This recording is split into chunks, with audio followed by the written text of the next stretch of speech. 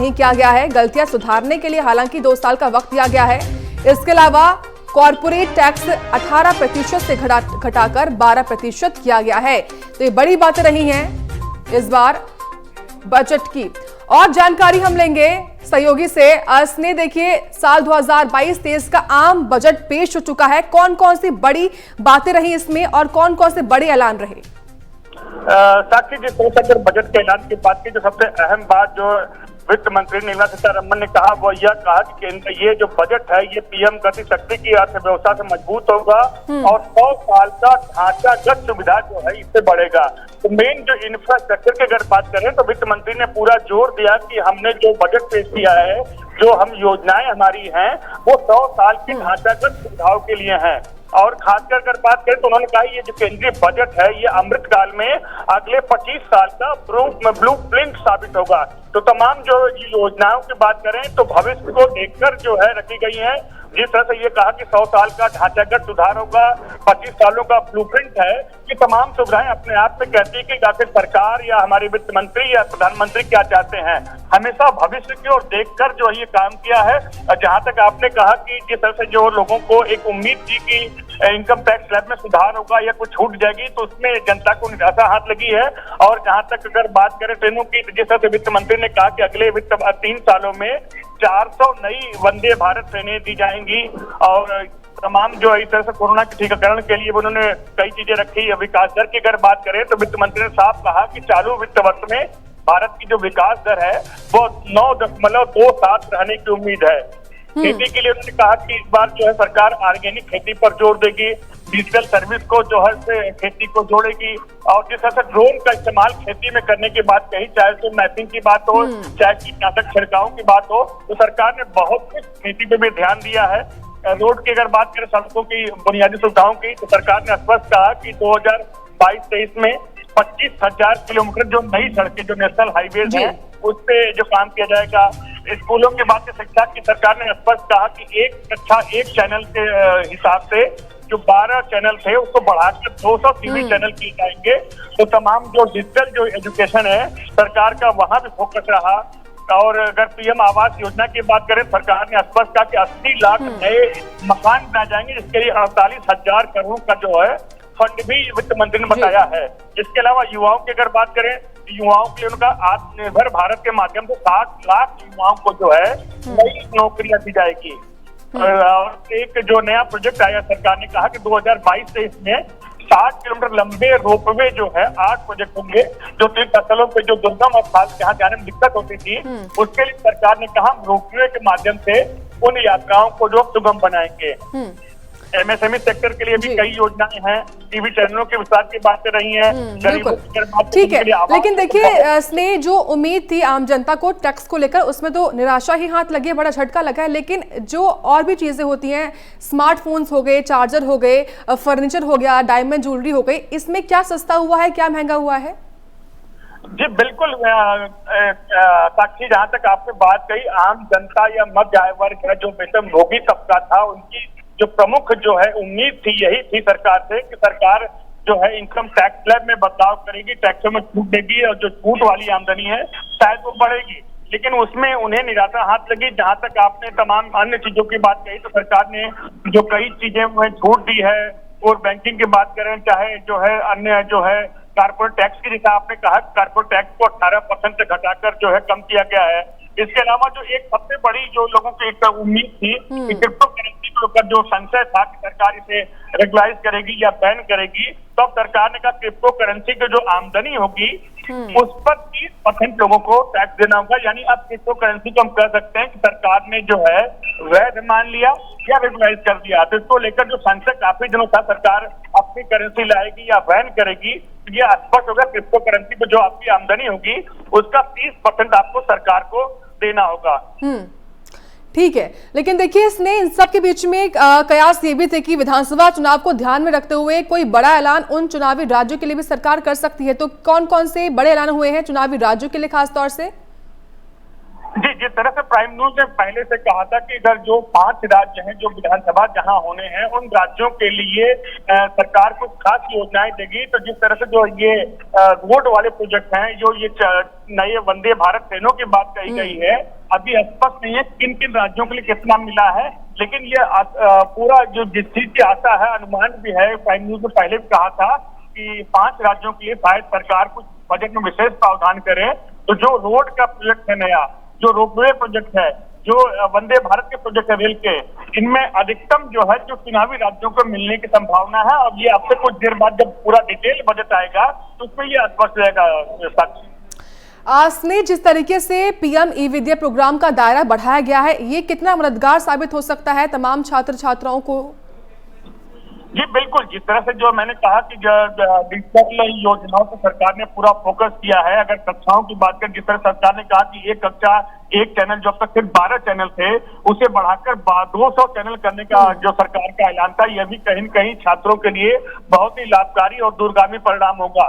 तो कुल मिलाकर सरकार ने जिस तरह से कहा कि हमारा बजट 25 साल का ब्लूप्रिंट होगा और 100 साल की ढांचागत सुविधाओं को देखते हुए रखा गया है। तो शिक्षा की बात करें, चाहे स्वास्थ्य की बात करें, इंफ्रा की बात करें, तो फौरी लाभ किसी को मिलता भले ही न दिखे, लेकिन बजट का दूरगामी लाभ जो है निश्चित रूप से आम जनता को मिलेगा। बिल्कुल। और लेकिन देखिए, आस ने हर साल तमाम जो जनता है वो आम बजट का इंतजार करती है कि उनके लिए इस बार सरकार क्या चीजें महंगी कर रही है, क्या चीजें सस्ती कर रही है। ऐसे में रिएक्शन कैसे आ रहे हैं लोगों के? जी अभी चूंकि हम लोग सुबह से जो है संसद भवन के आसपास ही इसकी रिपोर्टिंग कर रहे हैं, अभी आम जनता से हमारा अभी सामना तो नहीं हुआ, लेकिन फिर भी जो प्रतिक्रियाएं जो मिल रही हैं वो मध्य वर्ग की मिल गई। मध्य वर्ग को सिर्फ एक निराशा ये हाथ लगी है कि इनकम टैक्स के स्लैब में जो है कोई सुधार नहीं किया गया, जीएसटी में कोई छूट दे गई। तो खास जो उम्मीद थी आम जनता को कि शायद जीएसटी में सरकार को छूट देगी या इनकम टैक्स के स्लैब में बदलाव करेगी, तो वहां लोगों को निराशा हाथ लगी है और निश्चित प्रतिक्रिया होनी चाहिए।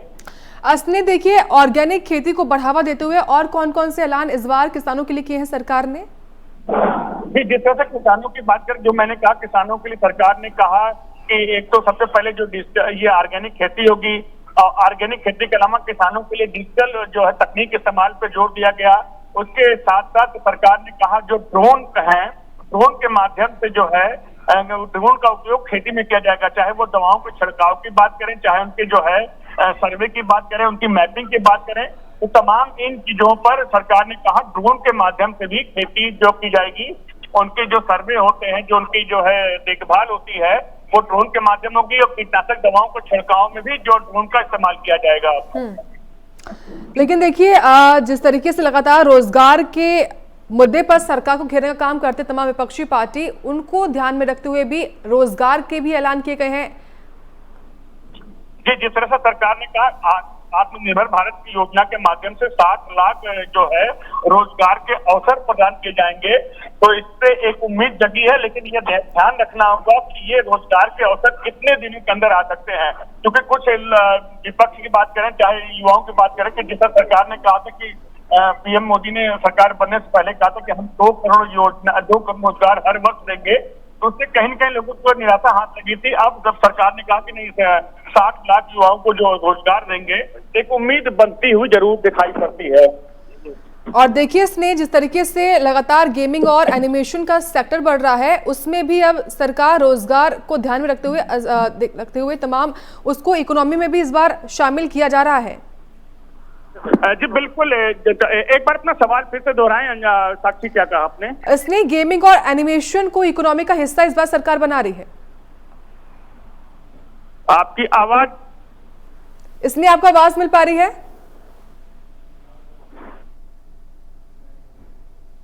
इसलिए आपको आवाज मिल पा रही है? तो फिलहाल आवाज नहीं जा पा रही है स्नेक कमल के पास, लेकिन तमाम जानकारियां लगातार वो भी आपको दे रहे थे और प्राइम न्यूज भी आपको लगातार तमाम जानकारियां दिखा रहा है ग्राफिक्स के माध्यम से भी। जहां देखिए, डाकघरों का विकास करेंगे, डाकघरों के में कोड बैंकिंग सिस्टम बनाया जाएगा, गरीबों के लिए 80 लाख नए मकान होंगे, स्वास्थ्य पोषण सेक्टर में सुधार हुआ है। बजट में अगले 25 साल का ब्लूप्रिंट है, युवाओं, किसानों और महिलाओं के लिए बजट है। 3 साल में 400 नई पीढ़ी की वंदे भारत ट्रेनें होंगी, 1 साल में 25,000 तमाम ऐलान किए हैं। पीएम गति शक्ति मिशन से मजबूती मिलेगी, केमिकल मुक्त खेती को बढ़ावा दिया जाएगा, एमएसपी पर किसानों से खरीद की जाएगी और 5 नदियों को आपस में जोड़ा जाएगा। और भी तमाम बड़े ऐलान जो है इस बार आम बजट से किए गए हैं वित्त मंत्री निर्मला सीतारमण ने। तो देखिए, पीएम गति शक्ति मास्टर प्लान के तहत एक्सप्रेस वे भी बनेंगे, नेशनल हाईवे नेटवर्क 25,000 किलोमीटर तक बढ़ाया जाएगा। इस मिशन के लिए 20,000 करोड़ रुपए का प्रावधान भी किया गया है। हमारी कोशिश 60 लाख नए रोजगार का सृजन करने की होगी। गरीबों के लिए 80 लाख घर बनाए जाएंगे। 48,000 करोड़ रुपए इसका बजट भी रखा गया है। तो देखिए, इस बार ई पासपोर्ट भी जारी किए जाएंगे जिनमें एक चिप होगी, जिससे विदेश जाने वालों को सहूलियत मिलेगी और डाकघरों में भी अब एटीएम लगाए जाएंगे। तो इन सब में महत्वपूर्ण कि गरीबों के लिए 80 लाख घर बनाने का ऐलान जो है इस बार बजट में किया गया है। और वही एमएसएमई को 6,000 करोड़ और इसी से नई योजनाएं शुरू होंगी। एमएसएमई मजबूत होगा। और वहीं पीएम ई विद्या प्रोग्राम का दायरा भी बढ़ाया गया है। 400 नई पीढ़ी की वंदे मातरम ट्रेनें भी चलाई जाएंगी। गंगा किनारे अब ऑर्गेनिक खेती होगी। एमएसपी का भुगतान सीधे किसानों के खाते में किया जाएगा। गंगा के किनारों के 5 किलोमीटर के दायरे में आने वाली जमीन पर ऑर्गेनिक खेती को बढ़ावा दिया जाएगा। खेती की जमीन के दस्तावेजों का अब डिजिटलकरण किया जाएगा। तो देखिए, बड़े बड़े ऐलान किए हैं इस बार सरकार ने और अपना चौथा बजट पेश किया है वित्त मंत्री निर्मला सीतारमण ने। तो 2022-23 का आम बजट पेश हो चुका है। 25 साल के विकास का खाका तैयार हो चुका है और जनता के सामने इसको पेश किया गया। लेकिन आम जनता जिसको इंतजार था टैक्स में इस बार क्या राहत मिलेगी या नहीं मिलेगी, लेकिन फिलहाल ये झटका लगा है बड़ा और निराशा ही हाथ लगी है, क्योंकि टैक्स स्लैब में इस साल भी कोई बदलाव नहीं किया गया है। गलतियां सुधारने के लिए हालांकि 2 साल का वक्त दिया गया है। इसके अलावा कॉर्पोरेट टैक्स जो है 18% से घटाकर 12% किया गया है। तो देखिए, ब्लॉकचेन और अन्य टेक्नोलॉजी का इस्तेमाल करते हुए इस साल आरबीआई डिजिटल रुपए भी जारी करेगा। इससे इकोनॉमी को बहुत अधिक बढ़ावा मिलेगा, इकोनॉमी बूस्ट होगी। ये तमाम ऐलान जो हैं वो सरकार की ओर से हुए हैं। वित्त मंत्री ने अपना डिजिटल आम बजट पेश किया है और हर क्षेत्र पर ध्यान दिया है एक तरीके से।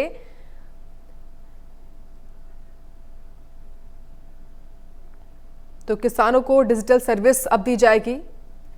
इसके अलावा हर घर नल से जल के लिए 60,000 करोड़ रुपए। वहीं 1486 संघीय कानूनों को भी खत्म किया गया है और पोस्ट ऑफिस और बैंक जोड़े जाएंगे। 100 गतिशील कार्गो ट्रेन होंगी। ई पासपोर्ट में एम्बेडेड चिप लगाए जाएंगे। शहरी विकास पर जोर देना प्राथमिकता होगी। डाकघरों का विकास करेंगे। कोर बैंकिंग सिस्टम होगा डाकघरों में। स्वास्थ्य पोषण सेक्टर में सुधार हुआ है, कहना है वित्त मंत्री का। गरीबों के लिए अब 80 लाख नए मकान सरकार बनाएगी। युवाओं, किसानों, महिलाओं सभी के लिए, हर वर्ग के लिए इस बार कुछ ना कुछ सरकार की ओर से दिया गया है। जहां निवेश के लिए भी अब लगभग 7.5 लाख करोड़ के आसपास दिए जाएंगे। इससे एमएसएमई को मजबूती मिलेगी। तो देखिए, अमृतकाल का बजट ये है। सबसे पहले जब वित्त मंत्री का संबोधन हो रहा था तो उनकी ओर से कहा गया कि सबसे पहले मैं उन लोगों के लिए संवेदना जाहिर करती हूं जिन्होंने कोविड महामारी में परेशानी झेली है। हम आज़ादी का अमृत महोत्सव मना रहे हैं और यह अमृतकाल का बजट है जो अगले 25 साल की बुनियाद रखेगा। आज़ादी के 75 साल से 100 साल तक का ब्लूप्रिंट पेश किया गया है।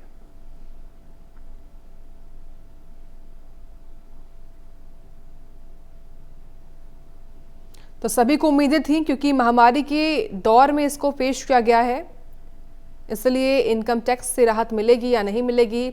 स्मार्टफोन महंगे होंगे, सस्ते होंगे, चार्जर महंगा होगा, सस्ता होगा, ज्वेलरी, डायमंड। हालांकि डायमंड पर कस्टम ड्यूटी को डिक्रीज किया गया है। तो कहीं राहत मिली है तो कहीं झटका लगा है आम आदमी को फिलहाल इस आम बजट से। तो आम आदमी फिर से निराश है, क्योंकि टैक्स स्लैब में कोई बदलाव नहीं है। आरबीआई डिजिटल करेंसी लॉन्च करेगी। क्रिप्टो की कमाई पर 30% टैक्स होगा। तो देखिए फिलहाल ग्राफिक्स के माध्यम से कि बजट में किसानों के लिए क्या है, जहां पर ऑर्गेनिक खेती पर सरकार का जोर होगा इस बार, और देखिए किसानों को डिजिटल सर्विस मिलेगी, और इसके अलावा एमएसपी के जरिए किसानों को 2.7 लाख करोड़ दिए जाएंगे, ऑर्गेनिक खेती की बढ़ावा दिया जाएगा, और वहीं सिंचाई पेयजल की सुविधा बढ़ाने पर जोर रहेगा, और एक उत्पाद योजना शुरू की जाएगी।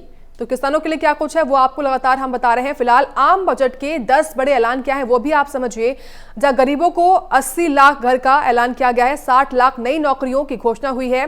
इसके अलावा बैटरी स्वैपिंग पॉलिसी को लाएंगे और तमाम बड़े ऐलान किए गए हैं। तो आम बजट के 10 बड़े ऐलान क्या है वो आपको लगातार हम बता रहे हैं। 5G स्पेक्ट्रम की नीलामी होगी साल 2022 में। रक्षा अनुसंधान बजट 25% बढ़ाएंगे। उपकरणों पर काम किया जाएगा। गंगा किनारे 5 किलोमीटर के दायरे में ऑर्गेनिक खेती को बढ़ावा दिया जाएगा इस बार। इसके अलावा हाईवे विस्तार पर 20,000 करोड़ रुपए खर्च किए जाएंगे।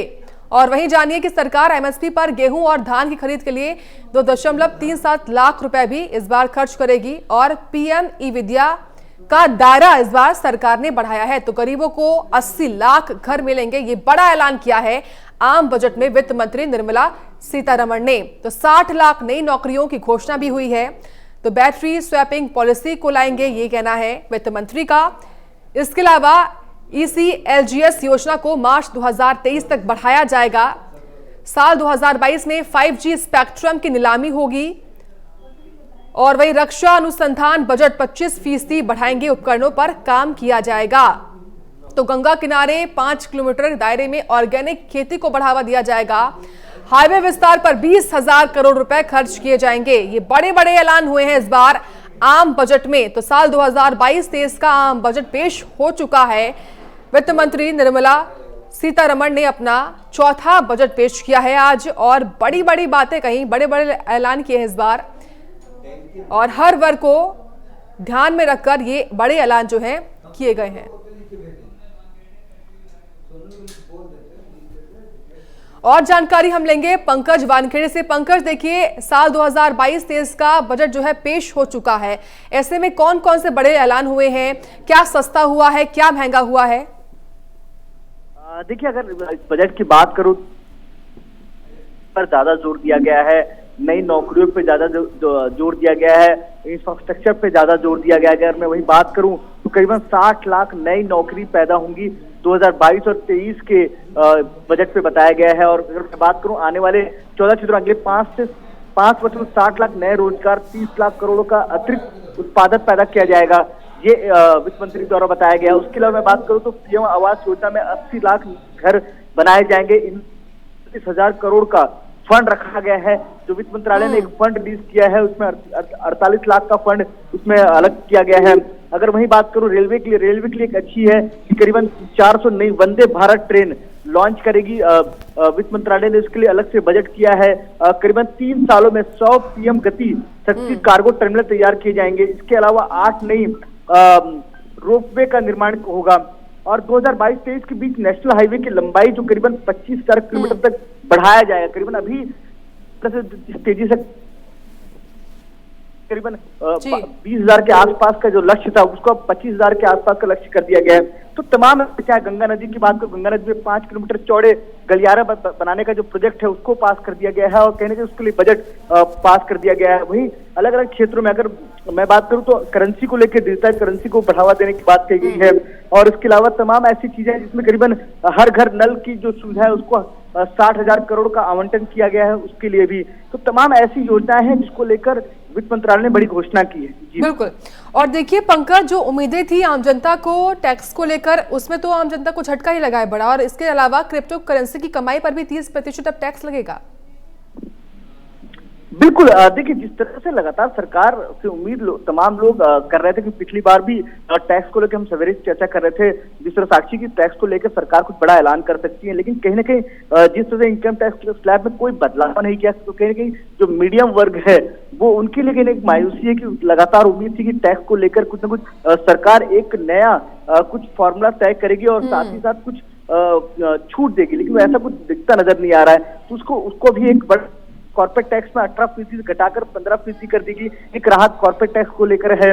उसके अलावा कॉर्पोरेट टैक्स में सरचार्ज जो 12% हुआ करता था उसको घटाकर 7% कर दिया गया है। पेंशन में टैक्स में राहत दी गई है।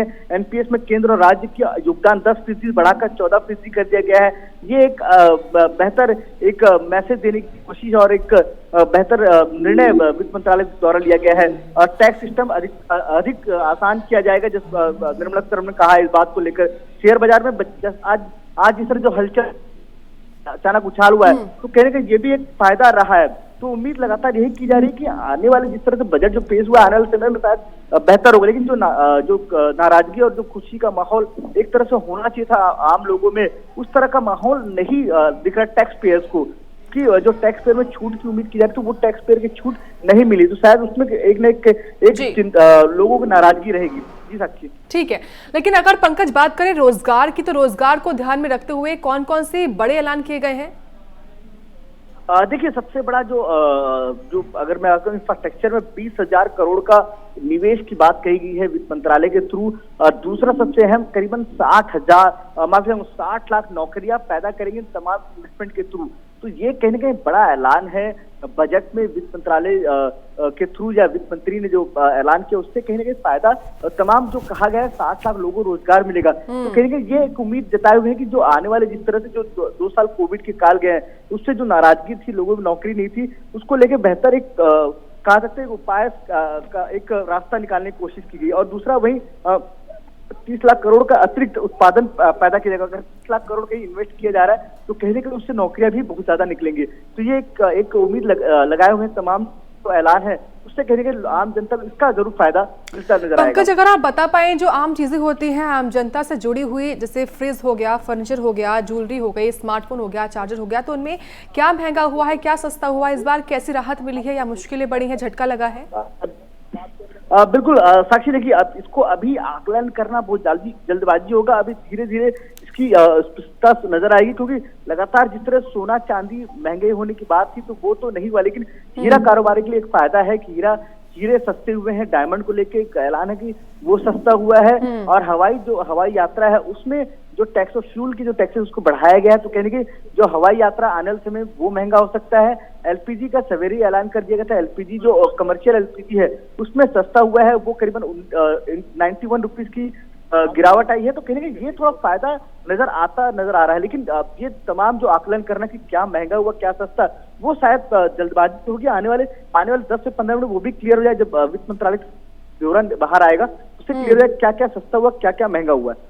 और पंकज, चुनावी राज्यों के लिए कौन कौन से बड़े ऐलान हुए हैं, क्या ये अभी तक स्पष्ट हो पाया है?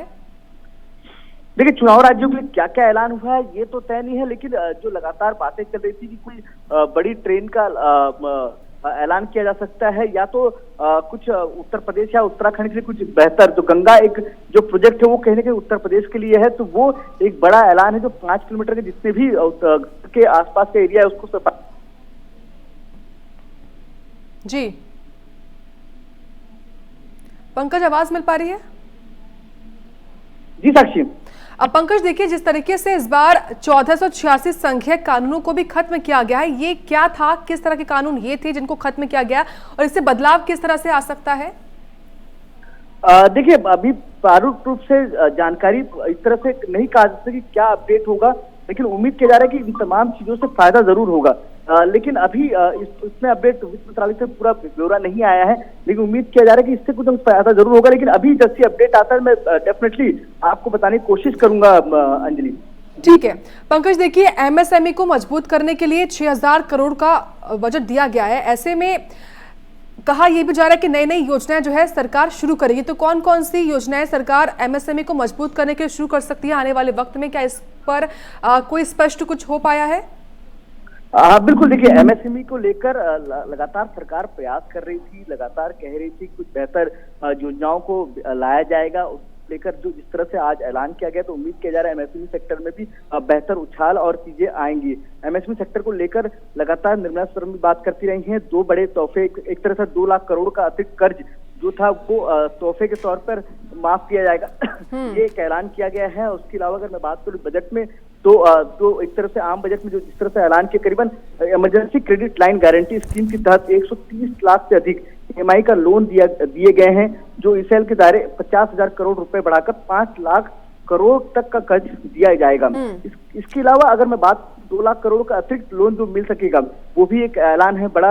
आपातकालीन क्रेडिट गारंटी जो था, जिसमें MSI की अतिरिक्त क्रेडिट प्रदान किया जाता था, जो मार्च 2023 तक बढ़ा दिया गया है। जो एक लिमिटेड था उसको बढ़ा दिया गया है। तो ये एक बड़ा ऐलान है। ठीक है पंकज, बहुत शुक्रिया आपका तमाम जानकारी देने के लिए हमको। हमारे साथ दिल्ली से स्नेह कंवल जुड़ चुके हैं लाइव, उन्हीं का रुख करते हैं। स्नेह, साल 2022-23 का आम बजट पेश हो चुका है, जनता की उम्मीदों पर कितना खरा उतरा है इस बार का बजट? एक बार सवाल फिर से दोहराएं, क्या कहा आपने? स्नेह, आवाज मिल पा रही है आपको? जी अब मिल पा रही है, बताएं। स्नेह, जो बजट पेश हुआ है वो आम जनता की उम्मीदों पर कितना खरा उतरा है?